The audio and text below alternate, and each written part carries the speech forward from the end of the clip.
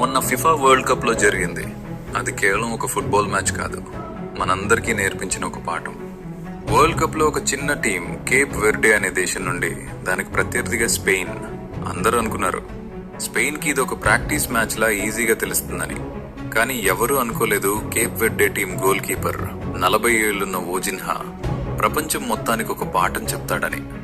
40 ఏళ్ళు వచ్చేసరికి అందరూ ప్లేయర్స్ రిటైర్మెంట్ తీసుకుంటారు, కానీ వోజిన్హాకి మాత్రం ఇదే మొదటి వరల్డ్ కప్ మ్యాచ్. అది కూడా 40 ఏళ్ల వయసులో. ప్రత్యర్థి స్పెయిన్. 75% position, 27 shots. మతి మాయ చేసే గోల్ చేయడానికి ప్రయత్నం, కానీ గోల్ కాకుండా ఉండటానికి వోజిన్హా ఒక మనిషిలా కాదు, ఒక గోడలా నిలబడ్డాడు. ఒక్కో గోల్ చేద్దాం అనుకున్నప్పుడల్లా స్పెయిన్ కి నిరాశ ఎదురైంది. మ్యాచ్ లో Spain and Cape Verde score 0-0.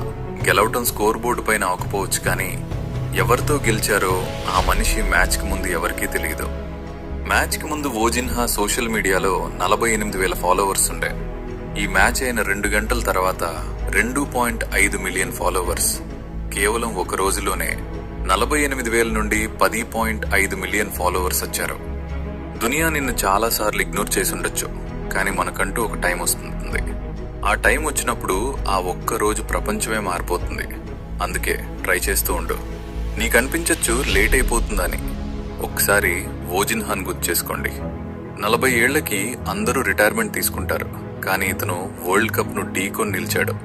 నిలవటమే కాదు, తాను చేసిన రికార్డ్ అందరికీ కొన్ని సంవత్సరాలు గుర్తుండిపోయేలా చేశాడు. అందుకే నీ సమయం కోసం ఎదురు చూస్తూ కాకుండా దానికోసం ప్రయత్నిస్తూ ఉండు.